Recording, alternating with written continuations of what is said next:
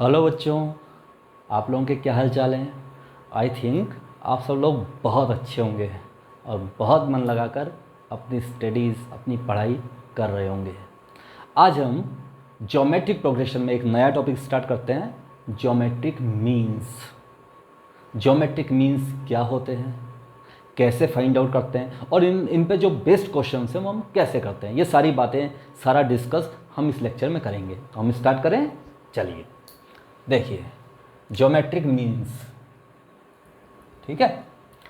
देखिए ये कोई दो नंबर है, मान लीजिए ए और बी। ए और b are any two numbers. इनके बीच में मैं n numbers G1, G2, G3 up to Gn, ये एन नंबर्स मैं इनके बीच में इस तरह से रख देता हूं कि ये पूरा की पूरा सीक्वेंस GP में आ जाए। ए और बी के बीच में मैं n numbers G1, G2, G3 up to Gn इस तरह से रख देता हूं। इस तरह के एन नंबर्स रख देता हूं, इंसर्ट करा देता हूं कि ये जो पूरा सीक्वेंस है ये एक GP बन जाए, ज्योमेट्रिक प्रोग्रेशन, ठीक है। तो देन यदि ऐसा हो जाता है, then G1, G2, G3 up to Gn are called geometric means. These are called geometric means, ठीक है। तब ये ज्योमेट्रिक मीन्स कहलाते हैं। दोबारा बोल देते हैं साहब, आप ध्यान से समझ लेना। ए और बी के बीच में यदि मैं ऐसे numbers G1, G2, G3, Gn n numbers ऐसे इंसर्ट करा दूं कि पूरा सीक्वेंस एक GP हो जाए, GP हो जाए। GP होने का मतलब इसका और इसका रेशो सेम, इसका रेशो सेम, इसका रेशो सेम, इसका सेम, इसका रेशो सेम, ठीक है। तो ये G1, G2, G3 up to Gn, ये जो n जो नंबर्स हैं, these are called geometric means. Is it clear. अब G1, G2, G3, G4, Gn ये हम कैसे निकालते हैं, ठीक है। अब देखिए यहां आपको फर्स्ट टर्म दिया हुआ है, इज इट क्लियर। ध्यान से देखिए, आपको गिवन क्या है, आपको गिवन क्या है, आपको गिवन क्या है।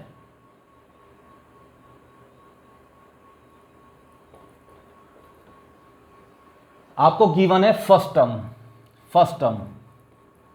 Term that is a. आपको गिवन है last term that is b. Is it clear. ये दोनों आपको गिवन है, फर्स्ट टर्म गिवन है और लास्ट टर्म। अच्छा एक चीज और गिवन है आपको, देखो एन नंबर्स तो ये हो गए 1 2 3 4 5 6, ये एन, एक ये हो गया n+1 और ये हो गया n+2। तो नंबर ऑफ टर्म्स कितने हो गए, नंबर ऑफ टर्म्स हो गए n+2।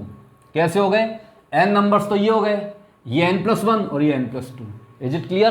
तो ये हो गया फर्स्ट नंबर, ये हो गया सेकंड नंबर, यानी फर्स्ट ज्योमेट्रिक मीन जो होगा वो सेकंड नंबर होगा, जो सेकंड ज्योमेट्रिक मीन होगा वो थर्ड नंबर होगा, जो थर्ड ज्योमेट्रिक मीन होगा वो फोर्थ नंबर होगा, और जो nth ज्योमेट्रिक मीन होगा वो n+1 नंबर होगा, यानी n+1 टर्म होगा। और जो लास्ट टर्म होगा b, वो कौन सा टर्म हो जाएगा, कौन सा टर्म होगा, n+2 टर्म। कौन सा, क्योंकि ये आ रहा है n+1 टर्म और ये आ रहा है n+2। कैसे, यहां से यहां तक तो n है ही। Is it clear. इसकी पोजीशन यहां से ली जाए तो n, यहां से लूंगा तो n+1, तो जब इसकी n+1 है तो इसकी हो जाएगी n+2। क्लियर हो गया। अब देखिए, अब यहां मैं मान लेता हूं let common ratio r, common ratio को मैं आर मान लेता हूं, ठीक है। अब कॉमन रेशो आर का क्या मतलब है, इसका मतलब यह है G1 का A से रेशो, G2 का G1 से रेशो, G3 का G2 से रेशो, G4 का G3 से रेशो, और लास्ट में B का Gn से रेशो। ये सारा रेशो आर के इक्वल हो जाएगा, ठीक है। कॉमन रेशो आर का मतलब ये है। अब देखिए हमें आर फाइंड आउट करना है, तो यहां देखिए n+2 टर्म है b, तो n+2 टर्म क्या आ रहा है, b। Is it clear. और n टर्म का फॉर्मूला क्या होता है, tn का क्या फॉर्मूला होता है, फर्स्ट टर्म a r की पावर n-1, ये होता है। अब n प्लस टूथ टर्म क्या हो जाएगा, फर्स्ट टर्म क्या है a आर की पावर, ये n प्लस टू है तो यहां आ जाएगा n plus one, that is equal to b। देखिए n टर्म का फॉर्मूला क्या होता है, a आर की पावर n माइनस वन, तो n प्लस टूथ टर्म क्या हो जाएगा a यानी फर्स्ट टर्म, r की जगह r, और यहाँ n माइनस वन, n क्या है नंबर ऑफ टर्म्स, तो यहाँ n की जगह क्या है ये पूरा n प्लस टू, तो n plus two minus one that is n plus one. Clear है, दोबारा बताएं, tn देखिए, tn क्या होता है a आर की पावर n माइनस वन, ये n होगा यहाँ n, तो यहाँ एक कम होगा, तो यहाँ n प्लस टू आएगा, तो यहाँ एक कम आ जाएगा इससे n प्लस वन। अब तो आ गया। अब देखिए तो यहाँ से r की power n plus one that is b upon a, तो यहाँ से r की वैल्यू आ गई b अपॉन a की power one upon n plus one. Is it clear, इसका मतलब जो कॉमन रेशो आएगा वो last term upon first term की whole power one upon n plus one हो जाएगा। ठीक है, तो ये आपको मैंने कैसे फाइंड आउट होता है, कैसे ड्राइव होता है वो भी बता दिया, और वैसे मैं तो चाहता हूँ आप याद रख लें इसको। ठीक है, आपको पता होना चाहिए कि जब हम ज्योमेट्रिक मीन्स को इंसर्ट कराते हैं तो जो r होता है वो last term upon first term की power one upon n plus one होता है। ठीक है, अब सपोज करिए आपसे पूछा किसी ने कि भैया G5 निकालो, G5 का मतलब फिफ्थ ज्योमेट्रिक मीन, तो फिफ्थ ज्योमेट्रिक मीन जो होगा वो कौन सा टर्म होगा, सिक्स्थ टर्म। देखिए second geometric mean third term है 1 2 3, third geometric mean fourth term है, देखो 1 2 3 4, तो जो फिफ्थ ज्योमेट्रिक मीन होगा वो कौन सा टर्म हो जाएगा, सिक्स्थ टर्म। तो सिक्स्थ टर्म तो T6 क्या हो जाएगा a, यहां 6 है तो r की पावर 5। इज इट क्लियर, अब a कितना है फर्स्ट टर्म a है, तो फर्स्ट टर्म तो a ही है, a की वैल्यू a ही है। ठीक है, r कितना आया b अपॉन a की power one upon n plus one, यह r आ गया, और इसकी पावर क्या आएगी r की पावर 5, तो यहाँ 5 आ जाएगा। इज इट क्लियर, यहाँ 5 आ जाएगा। ठीक है, तो ये हमारा हो गया G5। ठीक है, इसी तरह से G7, G8, G9, G कोई सा भी ज्योमेट्रिक मीन हम फाइंड आउट कर सकते हैं। ठीक है, तो आप इसको नोट डाउन करें, इसको पॉज करके अच्छे से इसको लिखें, और हम एक इस पे बहुत प्यारा सा एक क्वेश्चन करते हैं। ठीक है,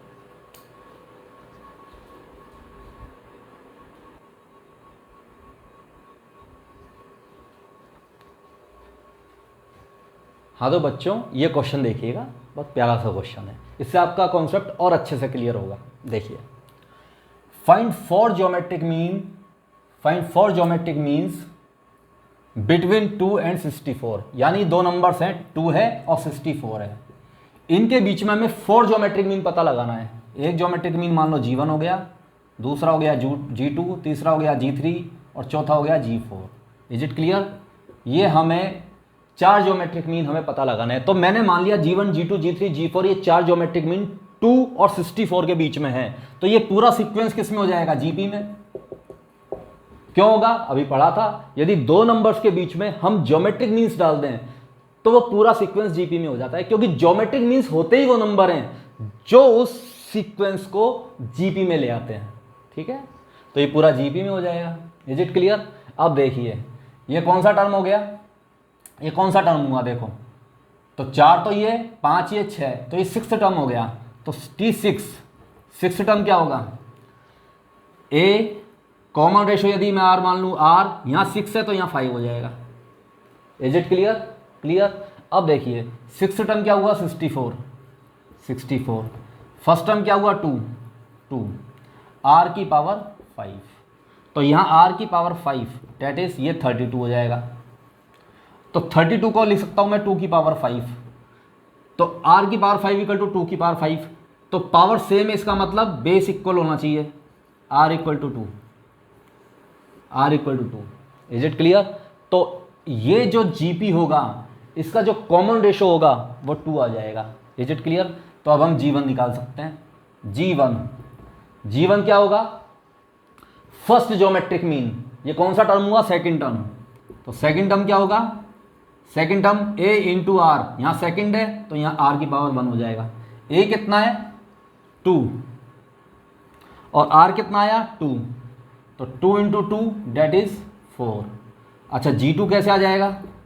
G2 कौन सा टर्म है देखिए, G2 है सेकंड ज्योमेट्रिक मीन, तो सेकंड ज्योमेट्रिक मीन कौन सा टर्म होगा? थर्ड टर्म, तो ये T3 हो जाएगा। तो ये A R, यहाँ 3 है तो यहाँ स्क्वायर आ जाएगा। A कितना है 2, R कितना है 2 स्क्वायर, तो 4 दूनी 8, ये 8 हो जाएगा। Is it clear? G3 कितना आ जाएगा? ये कौन सा टर्म होगा G3? फोर्थ टर्म, तो ये हो जाएगा AR की पावर क्यूब, तो ये हो जाएगा 2, R कितना है 2 की पावर क्यूब, तो 8 दूनी 16, ये 16 हो जाएगा। और फोर्थ ज्योमेट्रिक मीन हो जाएगा, फोर्थ ज्योमेट्रिक मीन जो होगा वो कौन सा टर्म होगा? फिफ्थ टर्म, तो ये हो जाएगा T5। तो T5 फिफ्थ टर्म क्या होगा? AR की पावर यहाँ 5 है तो यहाँ 4 आ जाएगा। A कितना है? फर्स्ट टर्म 2, R कितना आया 2 की पावर 4, तो 16 दूनी 32, ही 32 आ गया। तो हमारे पास G1 G2 G3 G4 चारों वैल्यूज़ आ गई आराम से। ठीक है, तो बहुत ईजी है, कुछ नहीं है। दो नंबर्स के बीच में जितने भी वो ज्योमेट्रिक मीन्स कह रहा है हम सबको इंसर्ट करा देंगे बस। फिर हम R जो कॉमन रेशो है उसकी वैल्यू निकाल लेंगे। कैसे निकाल लेंगे? फर्स्ट टर्म दिया है, लास्ट टर्म दिया हुआ है, तो लास्ट टर्म देख लेंगे कौन से नंबर पे आ रहा है, वो उसको जिस नंबर पे आ रहा है उस टर्म का फॉर्मूला लगा देंगे। मान लो 10वें नंबर पे है तो AR की पावर क्या हो जाएगा? 9 हो जाएगा। मान लो 20वें नंबर पे है तो AR की पावर 19 हो जाएगा। बस ये लगा के यहाँ इसकी वैल्यू रख देंगे, R की वैल्यू आ जाएगी, और फिर G1 G2 G3 सारे निकाल लेंगे, सिंपल। ठीक है, तो आई थिंक आपको बहुत अच्छे समझ में आया होगा। आप इसको पॉज करें, नोट डाउन करें। मैं बहुत अच्छा क्वेश्चन लेता हूँ जो जेई में आया हुआ है।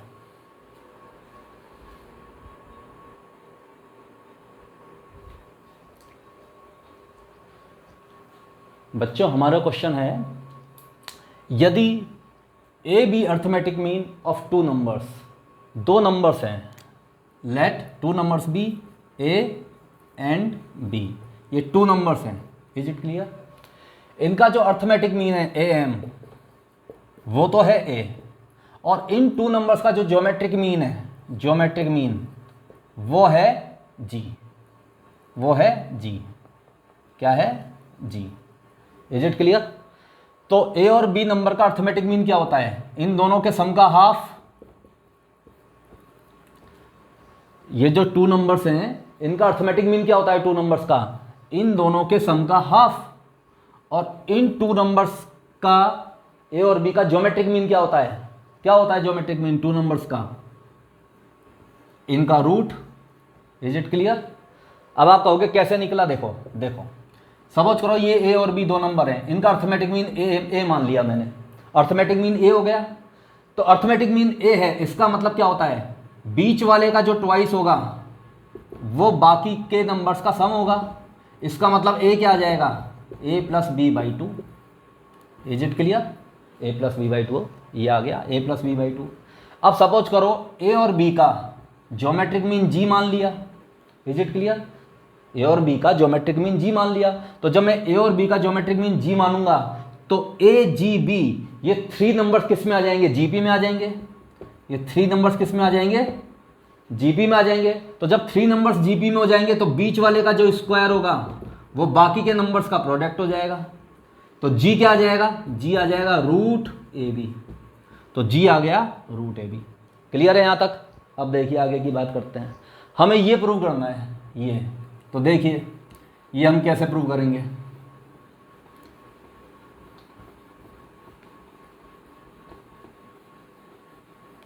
देखिए ये हम प्रूव करते हैं। चलो मैं मान के चलता हूं let A greater than equal to G, ये मान के चलता हूं। तो A plus B by two greater than equal to root A B. Is it clear? मैंने ये मान लिया। Is it clear?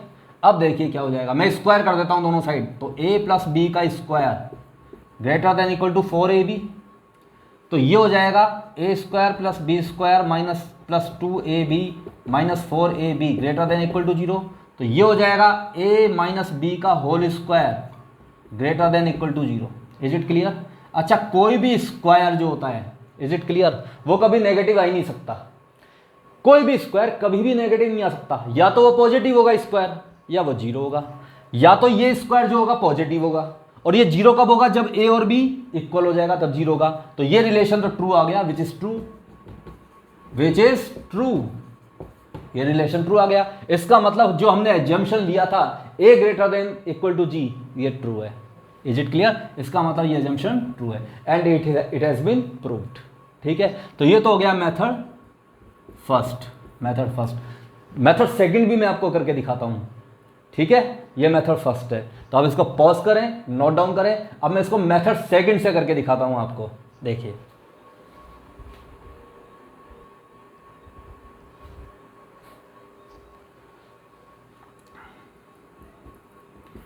तो बच्चों इसको मेथड सेकंड से करते हैं। देखिए, अब हम ये लिख सकते हैं a minus b square greater than equal to 0 लिख सकते हैं, क्योंकि स्क्वायर कभी नेगेटिव नहीं हो सकता, या तो वो 0 हो सकता है या वो पॉजिटिव होगा। ठीक है, अब देखिए ध्यान से, अब मैं इसको ऐसे लिख सकता हूँ a square plus b square minus 2ab greater than equal to 0। Is it clear? अब इसको मैं ऐसे लिख सकता हूँ a square plus b square, is it clear, greater than equal to 2ab। Is it clear? अब मैं यहाँ 2ab जोड़ देता हूँ और यहाँ भी 2ab जोड़ देता हूँ, तो ये बन जाएगा a प्लस बी का square greater than equal to 4ab। ये इस 4 को मैं नीचे ले जाता हूँ, इस 4 को मैं नीचे ले जाता हूँ और अब मैं रूट ले लेता हूँ दोनों तरफ, तो ये बन जाएगा a plus B by 2 greater than equal to root ab। Is it clear? तो a प्लस बी बाई 2 ये क्या बन गया? a, ये तो बन गया a plus B by 2 a greater than equal to root ab क्या हो गया? g। तो a is greater than equal to g। तो हमने सेकंड मेथड से भी इसको प्रूव कर दिया बहुत आसानी से। ठीक है बच्चों, तो आज हमने ज्योमेट्रिक मीन्स पढ़ा, क्या होते हैं, कैसे फाइंड आउट होते हैं, कैसे निकाले जाते हैं और इन पे बेस्ड क्वेश्चंस को कैसे करते हैं। ठीक है, आपके पास जो भी बुक्स हैं, ठीक है, ये मैं फिर आपको बता देता हूँ, सारी बुक्स अच्छी होती हैं। ठीक है, मेहनत तो हमें ही करनी है, पढ़ना तो हमें ही है। ठीक है, तो आप आपके पास जो भी बुक्स है आप उसके क्वेश्चंस करें और जो प्रॉब्लम्स आए मुझे कमेंट सेक्शन में बताएं और फिर मैं उनको यही वीडियोस के थ्रू आपकी प्रॉब्लम्स को सॉल्व करूंगा। ठीक है, तो आज के लिए इतना ही। Thank you very much.